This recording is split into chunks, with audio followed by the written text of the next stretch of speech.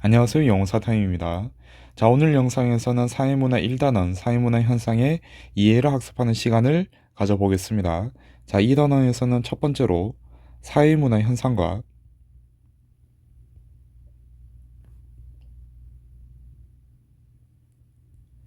자연현상을 비교해 보고요. 두 번째로 이러한 사회문화 현상을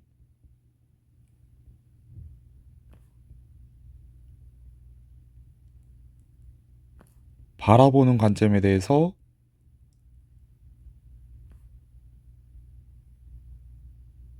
학습합니다. 자, 가장 먼저 나오는 개념이 사회문화 현상과 자연현상인데요.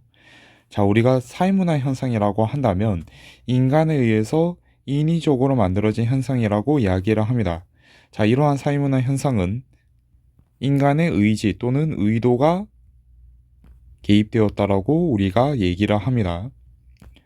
자, 반면에 자연현상 같은 경우에는 인간의 의지와 관계없이, 인간의 의지와 상관없이 자연계에 있는 그대로의 원리에 따라서 나타나는 현상이라고 우리가 얘기를 하는데, 자, 그렇기 때문에 자연현상은 사회문화 현상과 반대로 인간의 의도가 개입되어 있지 않다는 특징을 가지고 있습니다. 자, 사회문화 현상은 또 한편으로 가치 함축성을 특징으로 가진다라고 우리가 얘기를 하는데, 자, 여기서 말하는 가치 함축성이라고 한다면 가치 판단이 가능하다는 뜻으로 보시면 되겠습니다. 자, 그러니까 가치 함축성이라고 한다면 사회문화 현상에 대해서 우리는 언제나 가치 판단을 한다라는 뜻으로 보시면 되겠습니다. 자, 그리고 여기서 말하는 가치라고 한다면 우리가 사회문화 현상에 대해서 도덕이라든지 또는 경제라든지 법이라든지 이러한 관점에서 가치적인 판단을 해줄 수 있다는 것이죠. 도덕적으로 옳고 그른지, 경제적으로 효율적인지 비효율적인지 판단을 해줄 수가 있다는 것이죠. 자, 그리고 이러한 점에서 우리가 사회문화 현상은 당위적인 규범의 지배를 받는다라고 이야기를 합니다. 자, 여기서 말하는 당위적인 규범에서의 당위는 마땅히 해야 할 것으로 이해를 하시면 되겠습니다. 즉 의무인 것이죠. 자, 그러니까 우리 좀 더 쉽게 말씀을 드리자면 사회문화 현상은 의무적인 규범에 따라서 지배를 받는다라는 특징을 가지고 있다는 것이죠. 자, 가령 예를 들어서 제가 지하철에 앉아 있는데 어르신이 탑승했다고 한번 해봅시다. 자, 그러면 제가 어르신에게 자리를 양보해 드렸다고 했을 때 제가 어르신에게 자리를 양보해 드린 이 행위에 대해서 우리는 옳은 행동이라고 같이 판단해 줄 수가 있겠죠. 이런 점에서 같이 함축성이 드러나고 제가 어르신에게 자리를 양보해 드린 이 행위 자체는 어르신에게 자리를 양보해 드려라는 의무적인 규범을 따라간 것이죠. 이러한 점에서 사회문화 현상은 당위적인 규범에 지배를 받는다라고 이야기를 합니다. 자, 반면에 자연현상은 몰가치성을 가지고 있다라고 우리가 얘기를 하는데, 자, 이 몰가치성은 가치 함축성과 반대로 가치 판단을 할 수 없다는 뜻으로 보시면 되겠습니다. 자, 그러니까 자연현상에 대해서 우리는 가치 판단을 해줄 수가 없다는 것이죠. 예를 들어서 최근에 날씨가 춥다 보니까 눈이 많이 내리고 있죠. 자, 우리가 눈 내리는 날씨를 보면서 눈 내리는 날씨는 옳은 날씨야. 눈 내리는 날씨는 효율적인 날씨야. 라고 이야기하진 않죠. 물론 이제 그런 경우는 있을 수 있죠. 예를 들어서 눈이 많이 내려서 차들이 빨리 달리지 못해. 그래서 교통체증이 발생해서 그래서 눈 내리는 날씨는 나쁜 날씨야라고 얘기할 수도 있겠지만 그거는 자연현상이 아니죠. 우리가 차를 몬다는 것은 인간의 의지, 의도가 개입이 된 것이기 때문에 그에 대한 가치 판단은 사회문화 현상에 대한 가치 판단으로 구별을 해줘야 된다는 것이죠. 이 점에서 차이가 있는 것입니다. 자, 그리고 자연현상은 또 한편으로 존재 법칙이 지배를 받는다라고 이야기를 합니다.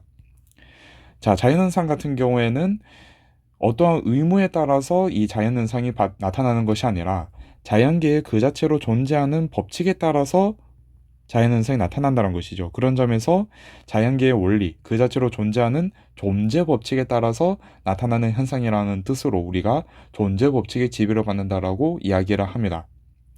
자, 그리고 사회문화 현상은 개연성과 확률의 원리를 따른다라고 우리가 얘기를 하는데, 자, 이 부분은 경향성이라고 생각하시면 좀 더 이해하기가 쉽습니다. 자, 그러니까 사이문화 현상은 경향성이 나타난다는 것이죠. 자, 우리가 경향성이라고 한다면 뭐 예를 들어서 어떤 친구가 이 친구는 약속에 항상 늦는 경향이 있어. 지각하는 경향이 있어. 어떤 친구는 숙제를 잘 안 해오는 경향이 있어. 라고 이야기를 하죠. 자, 이때 우리가 말하는 경향이라고 한다면 항상 그렇게 어떤 뭐 현상이 나타나는 게 아니라 비교적 비중이 높게 어떤 현상이 나타난다는 뜻으로 우리가 이 경향이라는 단어를 쓰죠. 사이문화 현상은 반드시 그 결론이 도출되지는 않는다는 것입니다. 반드시 결론이 도출하는 건 아니란 것이죠. 자, 이런 점에서 우리가 사이문화 현상은 개연성과 확률의 원리를 따른다라고 이야기를 합니다. 자, 가령 예를 들어서 제가 앞서서 어르신에게 자리를 양보해드리는 상황을 예시로 설명을 드렸는데, 제가 간혹 가다가 어르신에게 자리를 양보해드리지 않을 수도 있죠. 제가 뭐 귀찮아서 그럴 수도 있고, 뭐 휴대폰을 보다가 뭐 어르신이 탑승했는지 몰라서 자리를 양보해드리지 않을 수도 있고, 내가 그냥 싫어서 그 어르신의 자리를 양보해드리기 싫어서 안 할 수도 있죠. 그게 도덕 규칙으로 존재하고 나에게 의무로 부여가 된다라고 하더라도 우리가 그러한 의무들을 항상 다 수행하고 사는 것은 아니기 때문에 사회문화 현상은 개연성과 확률의 원리를 따른다라고 이야기를 합니다. 자, 반면에 자연현상은 어떠한 조건이 갖추어졌을 때는 반드시 결론이 도출된다라는 특징을 가지고 있다는 것이죠. 반드시 결론이 도출된다라는 특징을 가지고 있습니다. 자, 이 말은 결과적으로 예외가 없다는 말이 되죠. 자, 이런 점에서 자연현상은 필연성과 확실성의 원리를 따른다라고 이야기를 합니다. 이렇게 또 대비가 되죠. 자, 그 다음에 사회문화 현상과 자연현상을 또 비교를 할 때 사회문화 현상과 자연현상은 공통적으로 보편성을 가지고 있습니다. 자, 가령 예를 들어서 식문화를 우리가 한번 생각을 해보죠. 자, 모든 문화권에는 식문화가 다 존재를 하죠. 밥을 먹는 문화는 다 존재를 하죠. 이거는 보편적입니다. 자, 그런데 그리고 자연현상을 또 보도록 하죠. 자연현상에서 보게 되면 어떤 지역에 가든지 물이 100도씨를 끓는다는 것은 보편적이죠. 물론 이제 기압에 따라서 달라질 수는 있기는 하지만 그건 이제 조건이 다른 것이니까요. 여기선 제외하도록 하고, 어떤 지역에서든 물은 100도씨에 끓고 어떤 지역에서든 생명체는 에너지를 흡수해야만 살아남을 수 있다는 것은 보편적이죠. 자, 이런 것들처럼 사회문화 현상과 자연현상은 보편성이라는 특징을 같이 가지고 있습니다. 자, 그런데 사회문화 현상은 특수성을 가지고 있다라는 차이점을 가지고 있습니다. 자, 여기서 말하는 특수성 한번 생각해 보도록 하죠. 자, 제가 앞서서 모든 문화권에서는 식문화를 가지고 있다. 밥을 먹는 문화를 가지고 있다라고 말씀을 드렸는데, 유럽에서는 빵을 먹을 것이고 아시아에서는 우리나라 포함해서 뭐 밥을 먹을 것이고 어떤 지역에서 옥수수를 먹고 감자를 먹고 다 다르겠죠. 특수성, 각 문화별로 특수한 자신들만의 식문화를 가지고 있다는 점에서 이러한 사회문화 현상은 특수성을 가지고 있다라고 우리가 얘기를 한다는 것이죠. 자, 이러한 점에서 사회문화 현상과 자연현상의 특징을 정리해 볼 수가 있습니다. 자, 그리고 사회문화 현상과 자연현상의 공통점에 대해서 살펴보도록 할 건데요. 이 부분을 제가 따로 정리를 해둔 이유는 학생분들이 서로 좀 대비가 되는 두 가지 또는 세 가지 개념이 나왔을 때 각 개념들의 특징, 차이점은 진짜 잘 정리를 하세요. 자, 근데 공통점이 나오면은 이 부분을 놓치고 가는 경우들이 많습니다. 가령 예를 들어서 이 사회문화 현상과 자연현상을 비교하는 문제는 항상 사회문화에서 1번 문제로 출제해야 되는데 대개 정답률이 90% 정도 나옵니다. 웬만해서는 90%가 나오는데 공통점에 대해서 좀 까다롭게 물어본다 또는 공통점인 문제를 풀었는데 정답이 되는데 결정적인 선지가 된다라고 한다면 정답률이 80% 아래로 떨어지게 됩니다. 그러니까 이 공통점을 학생분들이 잘 공부를 안 하고 시험에 들어간다는 거죠. 그래서 초반부터 이 공통점은 어느 정도 좀 잘 정리를 해두시는 게 좋다라는 것인데, 자, 사회문화 현상과 자연현상의 공통적인 특징이라고 한다면 첫 번째로 경험적 자료를 통해서 탐구할 수 있다라는 공통점을 가지고 있습니다. 자, 우리가 경험적 자료라고 한다면 시각적으로 어떤 정보를 얻든 청각이라든지 미각, 후각으로 어떤 정보를 얻든 우리의 감각기관을 통해서 정보를 얻어서 이를 통해서 탐구하는 것을 말하게 되는데요. 사회문화 현상이든 자연현상이든 우리가 감각기관을 통해서 경험을 해야 탐구할 수 있다는 것을 공통적으로 가지고 있다는 것이죠. 자, 그 다음에 두 번째로 제가 앞서 말씀드렸던 것처럼 보편성을 둘 다 가지고 있다라는 것도 공통점이고, 세 번째로 인간의 행동 방식에 영향을 준다는 것도 공통점입니다. 자, 이 부분에 대해서 사회문화 현상 같은 경우에는 이견의 여지가 없을 텐데, 자연현상 같은 경우에는 약간 좀 의아하다라는 생각을 하실 수가 있을 것 같습니다. 자, 제가 앞서서 그 눈 내리는 날씨에 대해서 예시를 들었는데, 자, 눈 내리는 날씨 때문에 차가 잘 못 다닌다든지 교통 체증이 발생했다든지 이거는 자연현상에 의해서 우리의 삶에 영향을 받은 것이죠. 비가 많이 내리는 지역이 있다고 해봅시다. 자, 그럼 이 지역에서는 비가 많이 내리기 때문에 고온다습해서 논농사가 잘 되더라 라는 특징이 나타날 수가 있겠죠. 자연현상이 사회문화 현상에 영향을 준 것이죠. 자, 이런 점에서 자연현상도 인간의 행동에 영향을 주기도 하고요. 사회문화 형성도 인간의 행동에 영향을 주기도 한다 라고 보시면 되겠습니다. 공통점에 해당한다는 것이죠. 자, 이렇게 볼 수가 있고요. 자, 그 다음에 이어서 사회문화 현상을 이해하는 관점에 대해서 살펴보도록 하겠습니다.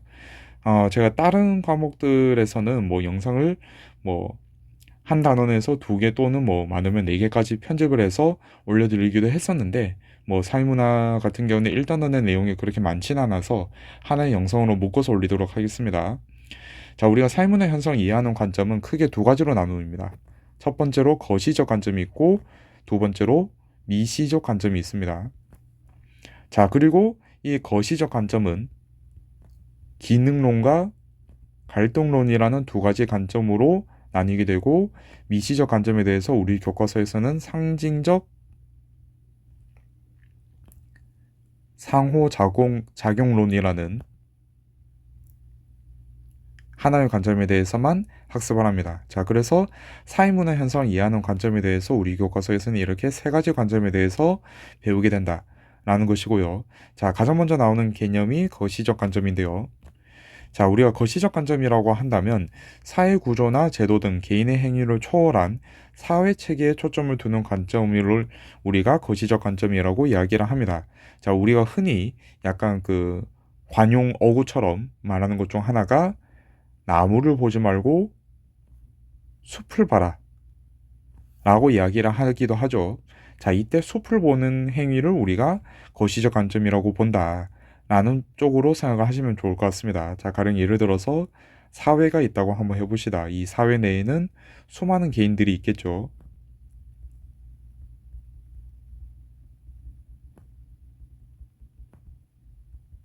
자, 수많은 개인들이 있는데 이 개인 한 명 한 명을 초점을 두어서 사회를 바라보는 것이 아니라 이 사회 전체의 구조에 초점을 두고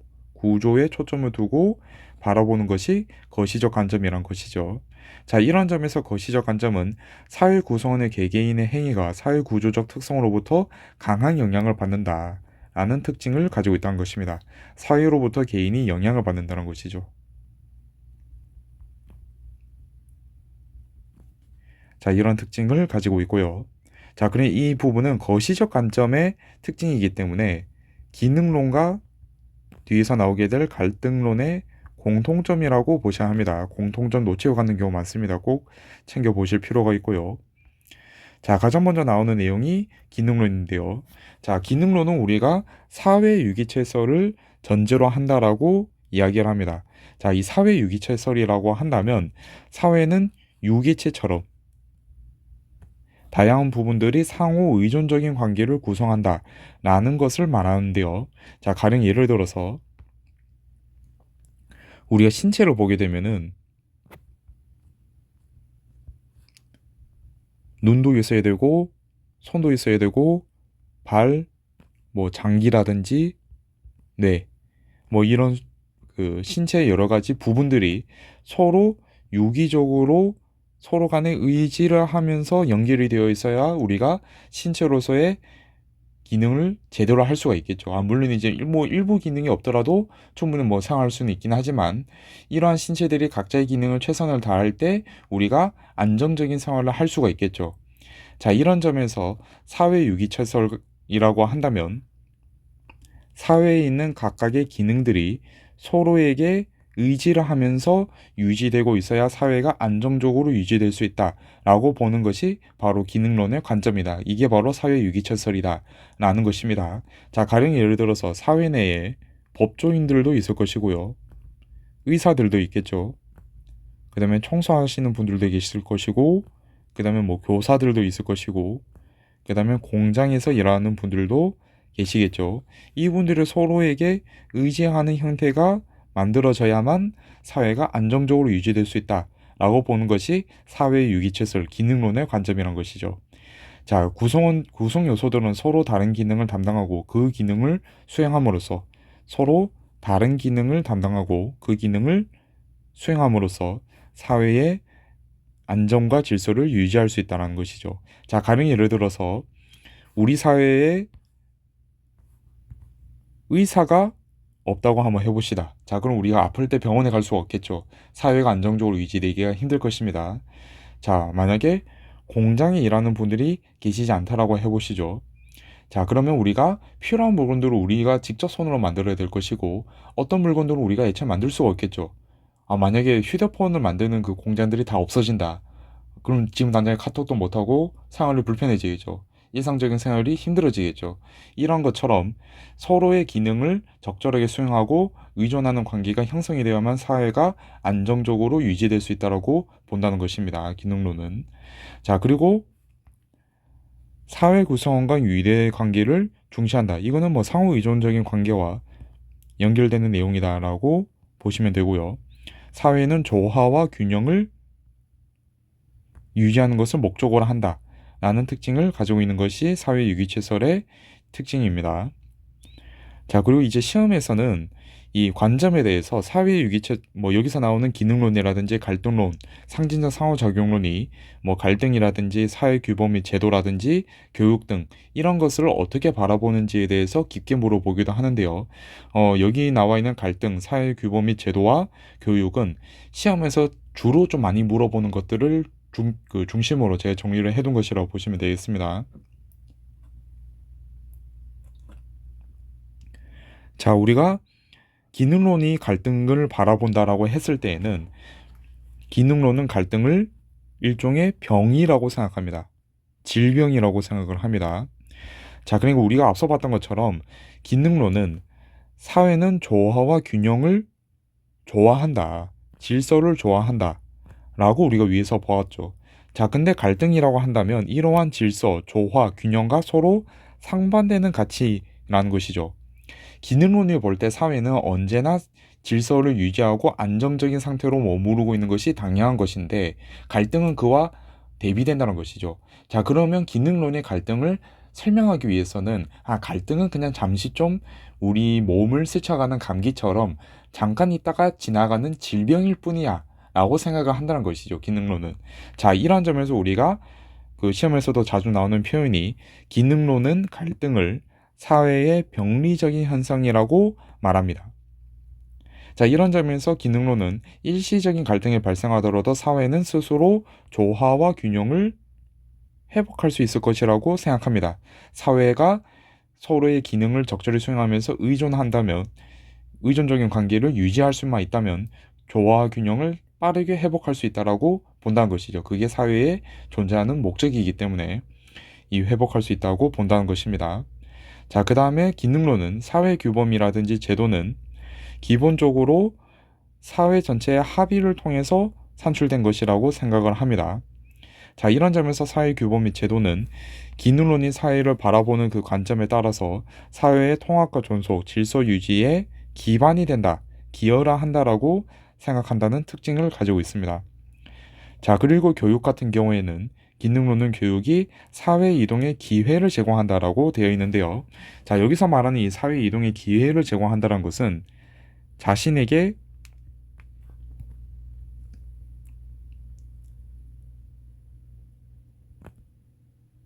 맞는 기능을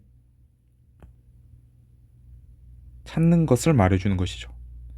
자, 가령 예를 들어서 법에 대해서 너무 좋아하고 법을 잘하는 사람이 있다라고 한다면 법조인이 되어야 되겠죠.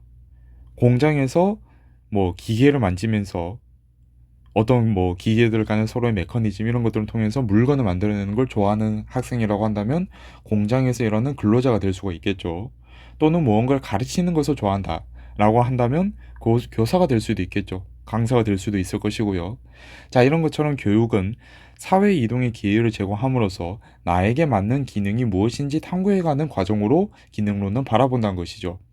자, 이런 점에서 인재가 어떤 곳에 적합한지 찾는 도구가 된다라는 점에서 기능론은 교육을 인재의 적재조소에 배치하는 데 기여한다라고 바라봅니다. 인재의 적재조소 배치에 기여한다는 것이죠. 자, 이러한 기능론의 특징으로서는 기존의 사회규범이나 제도를 긍정적으로 이해합니다. 왜? 사회 전체가 합의했기 때문에.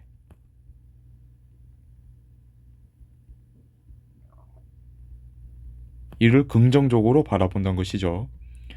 자, 그 다음에 능력에 따른 차등 보상을 지지하는 특징을 가지고 있는데요. 자, 기능론 같은 경우에는 우리가 앞서 교육에서 봤던 것처럼 자신에게 맞는 기능을 찾아 나섬으로써 자신의 기능을 최선을 다할 것을 요구한다라는 특징을 가지고 있죠. 자, 그러면 내가 나에게 맞는 기능을 맡아서 최선을 다했다라고 한다면 그에 따라서 보상을 받아야 되겠죠. 또 그리고 우리 사회 내에서도 어떠한 기능이 좀 더 중요하게 여겨진다든지 좀 더 가치 있는 것으로 여겨지는 기능들이 있겠죠.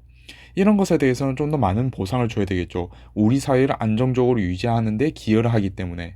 그래서 기능 간에 있어서도 어떠한 기능이 우리 사회를 유지하는 데 있어서 더 가치가 있다라고 한다면 거기에다가 더 많은 보상을 주어야 할 것이고, 또 한편으로 같은 기능 내에서도 그 기능을 얼마나 잘 수행했는지에 따라서 그 기능을 적극적으로 잘 수행했다고 한다면 우리 사회가 안정적으로 유지되는데 기여를 한 것이기 때문에 그에 맞는 보상을 해줘야 되겠죠. 이런 점에서 차등 보상을 지지한다라는 특징을 가지고 있습니다. 자, 이러한 기능론의 장점이라고 한다면 사회 안정을 유지하고 통합을 하는데 유용하다라는 특징을 가지고 있습니다. 장점을 가지고 있는데 단점으로는 자, 지금까지의 내용을 보시면서도 많은 학생분들이 느끼셨을 텐데 상당히 보수적인 관점입니다. 보수적인 관점이라는 특징을 가지고 있는데 자, 이로 인해서 사회 변화를 부정적으로 바라봅니다. 자, 우리가 일반적으로 사회가 빠르게 변화하는 것을 진보라고 이야기를 하죠. 빠르게 사회가 변화하면서 앞으로 나아가는 것을 우리가 진보라고 이야기를 하는데 이에 대해서 부정적으로 바라본다는 특징을 가지고 있다는 것이죠. 자, 그리고 보수적인 관점이기 때문에 현상 유지에 초점을 둔다는 점에서 기득권층의 이익을 대변한다라는 단점이 가지고 있습니다. 또 한편으로 우리 사회에서는 언제나 사회 갈등이 발생하기는 하죠. 그리고 이 사회 갈등이 오래 지속되기도 하죠.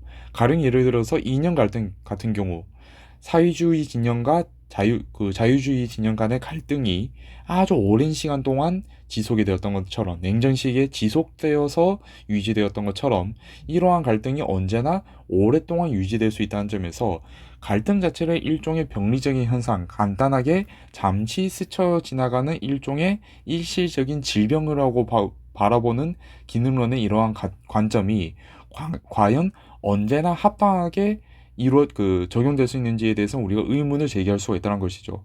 갈등이 오랫동안 지속이 될 수 있다는 점에서 기능론이 갈등을 일시적인 병리 현상으로 바라보는 것은 갈등 현상을 객관적으로 바라보는 것이 아니다. 간과한다라는 단점을 가지고 있다라고 우리가 얘기할 수 있다는 것이죠. 자, 여기까지 이제 기능론에 대한 설명이고요. 이어서 갈등론에 대해서 살펴보도록 하겠습니다. 자, 우리가 갈등론이라고 한다면 기본적으로 갈등론에서는 사회는 사회적 희소 가치를 둘러싼 사회 구성원 간의 갈등과 대립의 장이라고 바라봅니다. 이를 전제로 깔고 가는데요. 자, 이러한 갈등론은 갈등에 대해서 필연적이고 사회 변동의 원동력이 된다라고 이야기를 합니다. 자, 그러니까 이 부분에서 기능론과 완전히 좀 다르다는 느낌이 들죠. 기능론은 사회는 항상 안정적인 상태로 유지가 되고 있고 갈등은 일시적인 병적인 현상이라고 바라보는 반면에 갈등론은 사회는 언제나 갈등으로 가득 차 있다는 것이죠. 그런 점에서 갈등은 필연적이고 이러한 갈등이 있기 때문에 사회 변동의 원동력이 된다. 사회가 변동한다는 것이죠. 혹시 이 영상을 보는 학생분들 중에서 제가 정확하게 몇 년도에 출제된 문제인지는 제가 지금 정확하게 기억 안 나는데 아마 2022학년도로 제가 기억을 합니다. 그 2022학년도 수능에서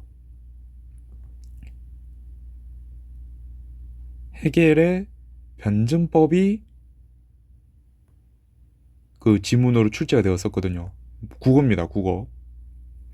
국어에서 해겔의 변증법 지문이 출제가 되었었는데 혹시 이 영상을 보는 학생분들 중에서 이 2022학년도 수능 국어 해겔의 변증법 지문을 읽어본 학생분들이 계시다라고 한다면 이 내용에서 사회 변동의 원동력이 된다는 점을 좀 더 쉽게 이해하실 수가 있어요. 이 부분에 대해서 제가 지금 간단하게 좀 설명을 드릴 거긴 한데 뭐 이 수업 자체가 뭐 윤리 수업은 아니기 때문에 철학 수업은 아니기 때문에 간단하게만 좀 말씀드리겠습니다. 자, 해겔의 변증법의 가장 기본적인 내용은 A와 서로 완전히 대립이 되는 A-라는 어떤 주제가 있을 때 이 A와 A-는 서로 끊임없이 갈등을 겪겠죠. 자, 이 A와 A-가 끊임없이 갈등을 겪으면서 대립을 하던 과정에 모순이 해결이 되면서 이 A와 A-의 각각의 문제점에 해결해 주는 뭐 A-가 나타나게 된다. 라는 것이 해겔의 변증법에서 가장 기본적인 내용이거든요. 그러니까 이 해겔의 변증법이 깊이 들어가면 좀 더 뭐 어려운 내용들도 있기는 하지만 가장 기본적인 내용이라고 한다면 우리가 정의라고 말하는 이 상태와 부정이라고 바라볼 수 있는 서로 반대되는 어떤 성질이 서로 부딪혔을 때 둘 사이에 있는 모순을 해결하고 새로운 상태가 도출될 수 있더라. 라고 보는 것이 이 해겔의 변증법의 기본적인 내용이거든요. 자, 제가 이걸 얘기하는 이유 중 하나가 이 해겔의 변증법의 영향을 받아서 나타난 사상이 마르크스의 공산주의입니다. 이 마르크스라는 이 학자는 이 해겔의 변증법을 역사에다가 적용한 철학자거든요. 이 마르크스 같은 경우는 어떻게 생각을 했냐면요. 사회에서 상층 집단이 있고 하층 집단이 있을 때 이 상층 집단이 요구하는 가치와 하층 집단이 요구하는 가치가 서로 모순적이란 거죠. 그래서 이 상층 집단과 하층 집단의 사회라는 이 공간 내에서 서로 갇히게 되었을 때 둘 사이의 모순을 겪으면서 이 둘 사이의 모순이 해결된 어떠한 상태, 사회가 새로 등장할 것이다.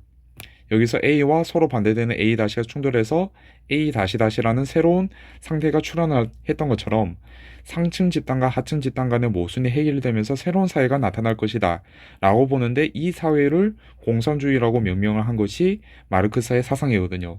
그리고 이 마르크스의 사상과 많은 부분에서 겹치는 게 갈등론입니다. 제가 이 부분을 말씀을 드린 이유가 이 사회변동의 원동력이라는 이 표현 자체를 좀 이해하기 힘드실 것 같아서 간단하게 이 부분을 말씀을 드렸는데 결과적으로 여기서 말하는 사회변동의 원동력이라고 한다면 이 사회 내에서 어떠한 갈등이 발생했을 때 사회 내에서 상층 집단과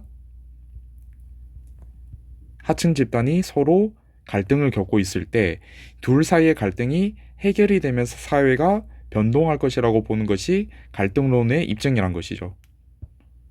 이런 점에서 갈등론이 왜 이 갈등을 사회변동의 원동력으로 여기는지에 대해서만 어느 정도 좀 감만 잡고 넘어가시면 될 것 같습니다.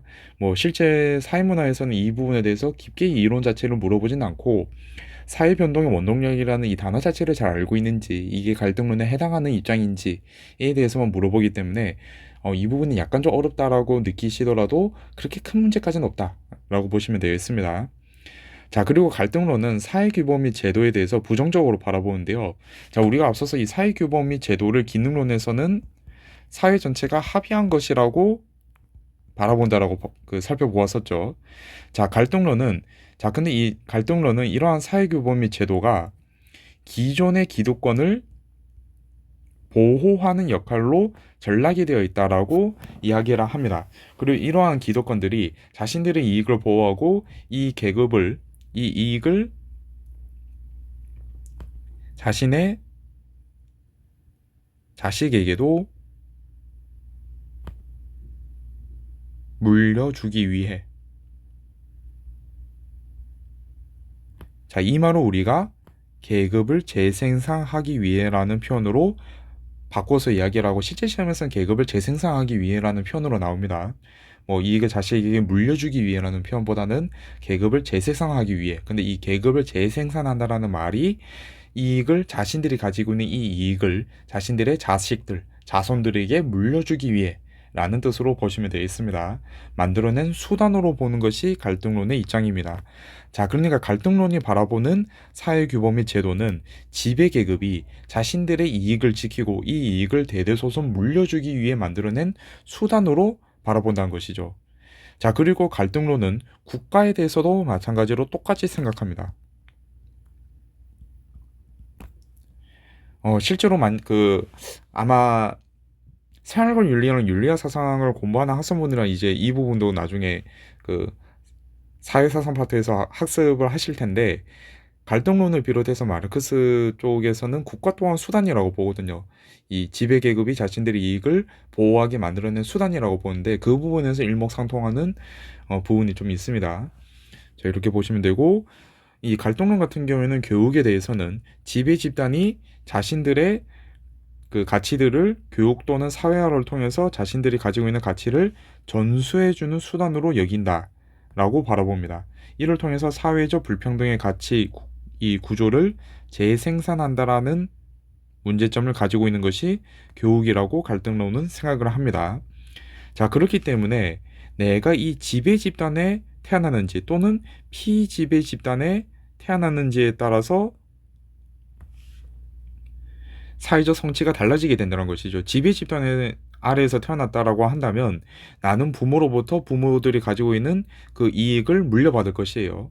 자, 근데 내가 피지배 집단의 아래에서 태어났으면 물려받을 게 없겠죠. 자, 그러니까 사회적 성취는 가정 배경으로부터 영향을 받는다라고 갈등론은 바라봅니다. 자, 그러니까 교육에 의해서 사람들이 그 직업을 얻게 되고, 그리고 사회적 희소 가치의 배분을 받게 될 건데, 이 사회적 희소 가치의 배분을 받게 되는 그 구조 자체가 지배 집단에게 유리한 측면으로 구성이 되어 있기 때문에, 내가 만약 지배 집단의 자식으로 태어났으면 그러한 사회적 희소 가치를 좀 더 많이 배분받을 수 있는 지위로 가게 될 것이고, 내가 만약 피지배 집단의 아래에서 태어났다라고 한다면 사회적 희소 가치를 많이 배분받지 못하는, 적게 배분받는 지위로 가게 될 것이라고 갈등론은 바라본다는 것이죠. 그러한 점에서 가정 배경이 사회적 성취에 영향을 준다라고 보는 것이 또 갈등론의 대표적인 특징 중 하나입니다. 2번 같은 경우에도 중요한 문장이긴 한데, 자, 여기다가 이제 빨간색 표시를 안 해둔 이유는 이 내용이 뒤에서 또 한번 언급이 됩니다. 자, 그럼 여기서 이 갈등론과 기능론이 서술되는 이 내용을 어느 정도 좀 여기서 잘 정리를 해두고 가셔야 하는 이유 중 하나가, 기능론과 갈등론을 서로 비교하는 내용은 이후에도 끊임없이 나오게 됩니다. 사회문화에서 가장 중요한 내용이기 때문에 핵심 키워드들 중심으로 내용들을 꾸준히 잘 정리를 해두시는 것이 중요합니다. 자, 그 다음에 갈등론의 특징이라고 한다면, 사회에는 지배계급과 피지배계급으로 구분이 된다고 보는 것이 갈등론의 입장입니다. 자, 이렇게 사회가 있다라고 했을 때,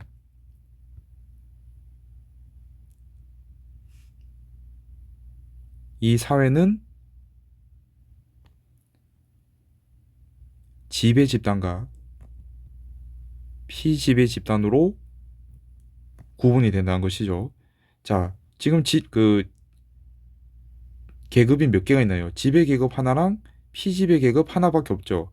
자, 이런 점에서 갈등론은 사회 구성원을 이분법적으로 바라본다는 특징을 가지고 있습니다. 사회 구성원을 지배 집단이냐 아니면 피지배 집단이냐, 이 두 가지로밖에 안 나눈다는 것이죠. 이런 것을 우리가 이분법적으로 구분한다라고 이야기를 합니다.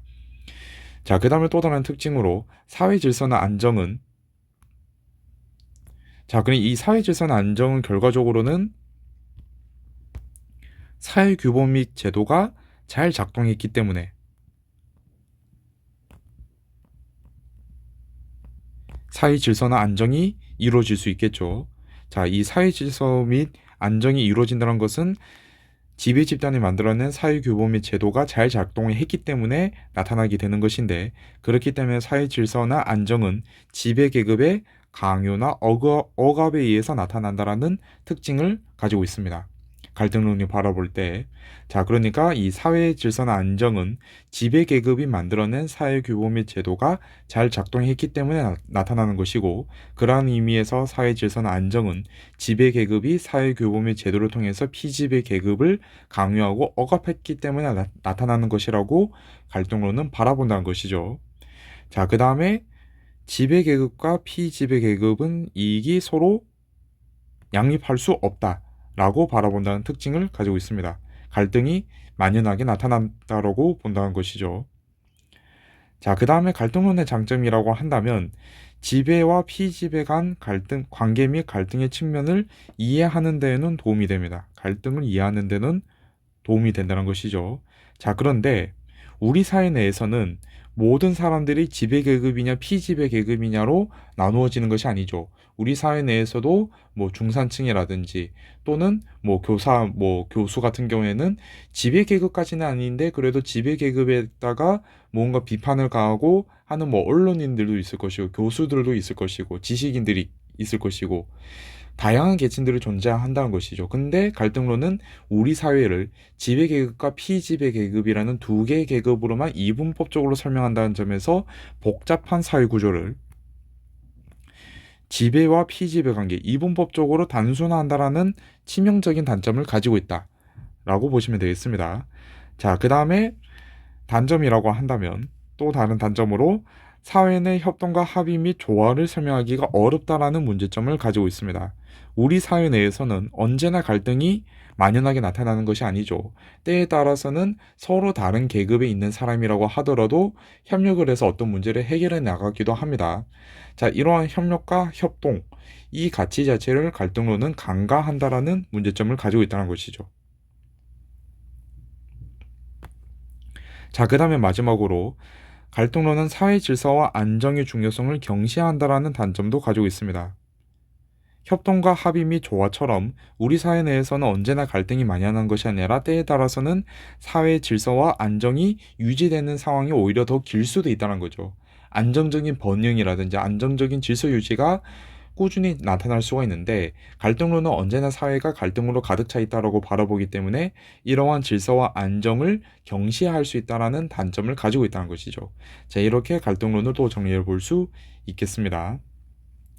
자, 그리고 마지막으로 미시적 관점에 대해서 살펴보도록 하겠습니다. 자, 우리가 미시적 관점이라고 한다면 앞서 보았던 거시적 관점, 기능론과 갈등론과 달리 미시적 관점은 사회 내에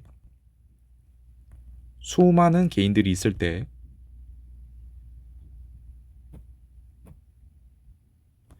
사람 개개인을 초점을 두어서 바라보는 관점이라고 보시면 되겠습니다. 자, 이런 점에서 미시적 관점은 거시적 관점과 달리 개인이 사회에 영향을 미친다라고 바라본다는 것이죠. 자, 우리가 앞서 봤던 거시적 관점은 사회의 구조에 의해서 개인의 행동이 결정된다라고 바라본다고 보았지만 미시적 관점에서는 개인의 행동에 따라서 사회의 구조라든지 특징이 결정된다라고 바라본다는 특징을 가지고 있습니다. 자, 미시적 관점은 전제로서 인간은 자율성을 지닌 능동적 존재라고 바라보면서 사물이나 행위에 주관적인 의미를 부여하는 행위 주체라고 인식을 합니다. 자, 그러니까 인간은 자율적이면서 능동적인 존재, 자유로운 존재라고 인식을 한다는 것이죠. 사회 구조에 의해서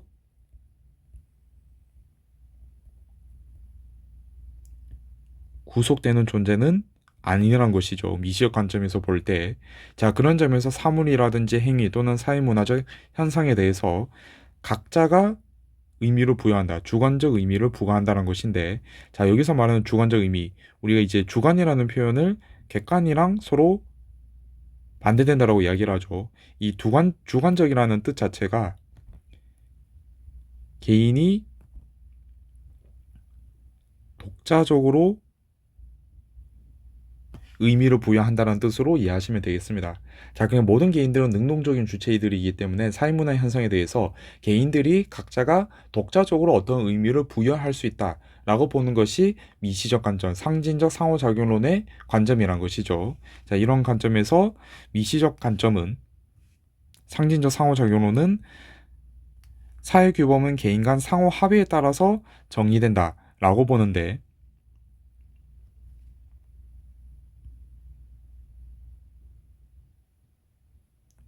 여기서 개인 간 상호 합의라는 것은 개개인이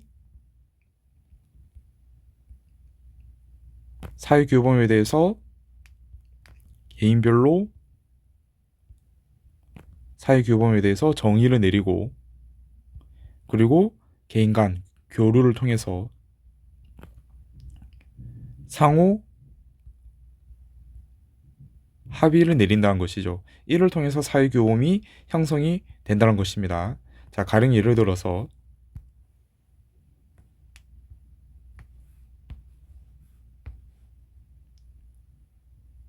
살인이라는 사회문화적 현상에 대해서 우리가 한번 생각을 해봅시다. 자, 두 명의 사람이 있는데, 자, 한 사람의 살인에 대해서 우리가 어떤 사람이 살인을 저지른다면 사형을 내려야 한다라고 정의를 내리고, 다른 어떤 사람은 무기징역을 내려야 한다라고 정의를 내렸다라고 한번 해보죠. 자, 그러면 각자의 사람이 이미 판단을 내린 상황에서 서로가 토론을 하겠죠. 상호 합의, 교류를 하겠죠.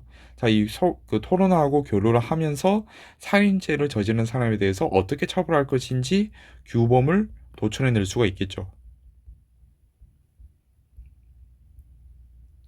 뭐 가령 예를 들어서 뭐 사형 또는 무기징역으로 한다. 그리고 뭐 이에 대한 판단은 뭐 판사가 뭐 상황을 보고 그 심각성에 따라서 판단을 내린다. 뭐 이런 식으로 뭐 규범을 도출해 줄 수가 있겠죠. 우리나라 헌법처럼.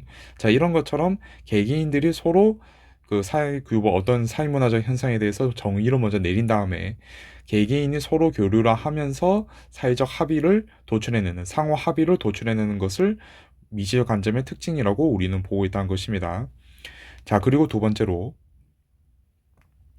사회규범에 대한 개인과 의미 부여가 불일치할 때 갈등이 발생한다고 되는데, 자, 그러니까 미시적 관점은 갈등에 대해서 사회규범이 개인간 사회규범에 대해서 개인간 의미를 부여한 것이 서로 내용이 불일치할 때 갈등이 발생한다고 보는 것이죠.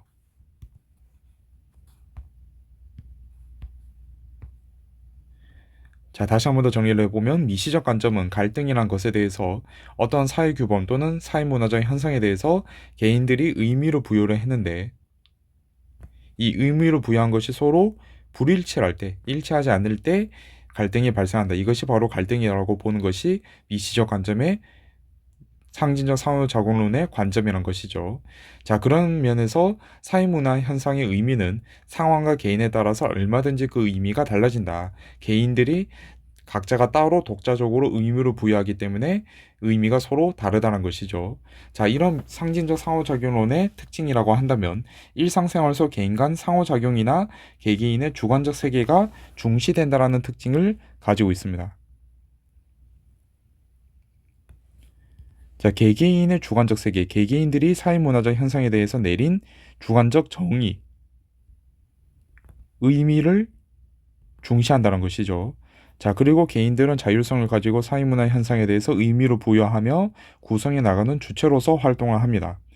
자, 그리고 또 상징적 상호작용론에 따라서 볼 때에는 개인은 자신이 처한 상황에 대해서 주관적인 정의를 내릴 수 있다는 것이죠.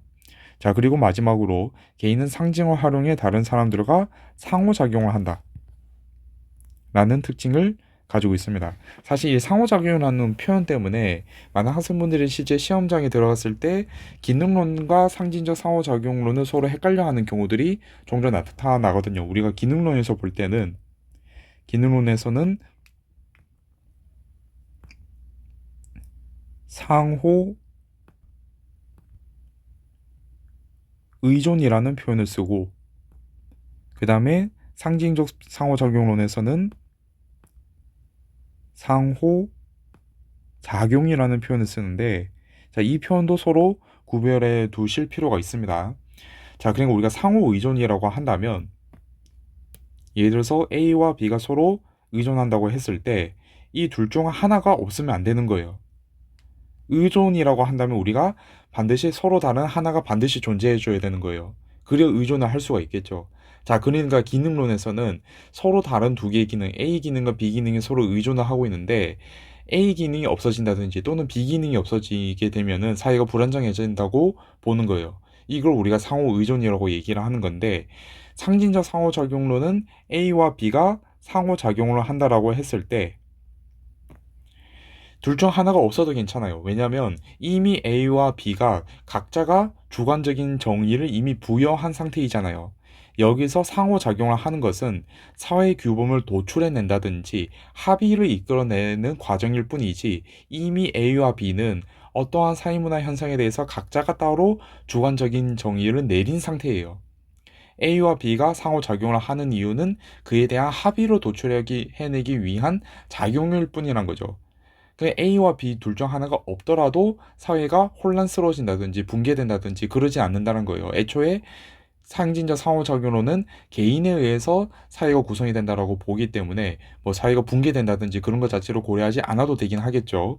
어쨌든 이 기능론은 A와 B가 서로 상호 의존을 한다는 것은 둘 중 하나가 없어지면 안 된다는 것을 전제로 깔고 상호 의존이라는 표현을 쓴다는 것이고, 상징적 상호작용론에서는 A와 B가 이미 각자가 어떠한 사회문화적 현상에 대해서 주관적인 정의를 내린 상태이기 때문에 서로에게 의존할 필요 없이 작용을 통해서 합의로 도출해낸다라는 특징을 가지고 있다는 것이죠. 이런 점에서 상호작용이라는 단어를 쓴다라고 구별을 해주시면 좋을 것 같습니다.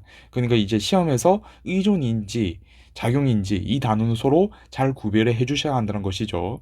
자, 이렇게 볼 수가 있고, 상징적 상호작용론의 장점이라고 한다면 개인의 능동적인 사고와 행위 설명에 용이하다는 특징을 가지고 있습니다. 능동적인 사고와 행위를 설명할 수 있다는 것이죠. 자, 단점이라고 한다면 사회 구조나 제도가 개인의 행위에 미치는 영향을 경시한다라는 단점을 가지고 있습니다. 자, 상징적 상호작용론에서는 개인이 사회를 구성해 나간다라고 바라보는데, 때에 따라서는 개인의 어떤 행동이 사회 전반의 구조에 따라서 영향을 받기도 하죠. 가령 예를 들어서 뭐 대통령 선거를 하는데 A 후보와 B 후보가 있다라고 한번 생각을 해봅시다. A 후보, B 후보가 있는데 나는 A 후보가 더 나은 것 같아라고 이미 정의를 내렸어요. 자, 근데 국민들 중에서 60%의 국민들이 B 후보가 대통령이 되어야 한다라고 여론조사가 나와요. 그럼 내가 그걸 보고 B 후보에다가 투표를 해야 되나 선택을 해야 되나 생각하는 경우가 생길 수도 있다는 거죠. 그럼 내가 그 여론을 따라갈 수도 있잖아요. 그럼 이런 과정에서는 사회의 구조에서 대다수 사람들이 B 후보를 선호하더라는 이 사실, 사회 문화적 현상이 나의 선택에 영향을 준 것이죠.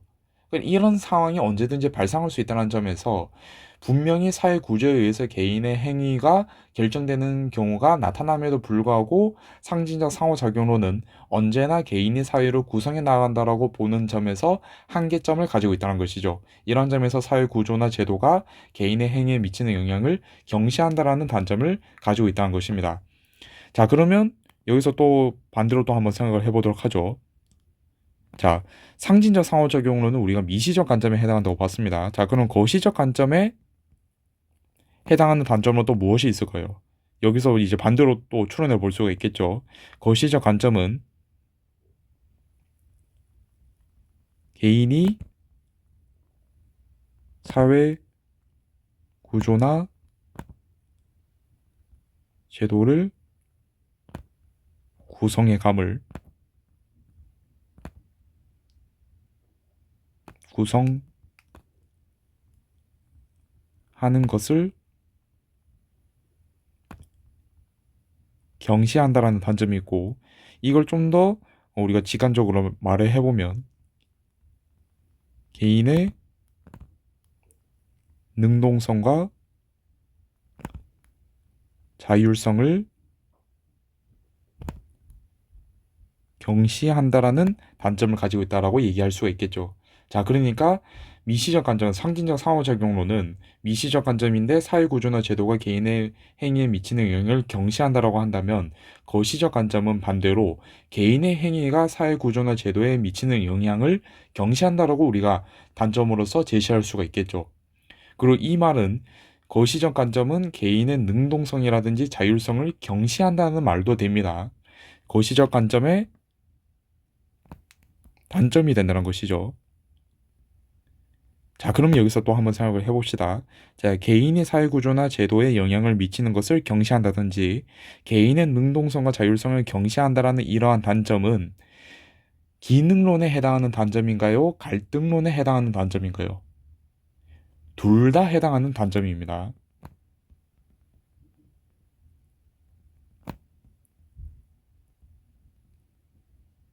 거시적 관점의 단점이기 때문에 기능론의 단점이 되기도 하고 갈등론의 단점이 되기도 합니다. 무엇이요? 개인이 사회구조나 제도에 영향을 미치는 것을 경시한다는 것과 개인의 능동성과 자율성을 경시한다는 것은 기능론과 갈등론의 공통적인 단점이란 것이죠. 공통점 꼭 놓치지 마셔야 합니다. 자, 여기까지 해서 미시적 관점까지 모두 살펴보았습니다. 또 이어서 2단원에서 개념 설명으로 또 인사드리도록 하겠습니다. 이상 영어사탐이었습니다. 감사합니다.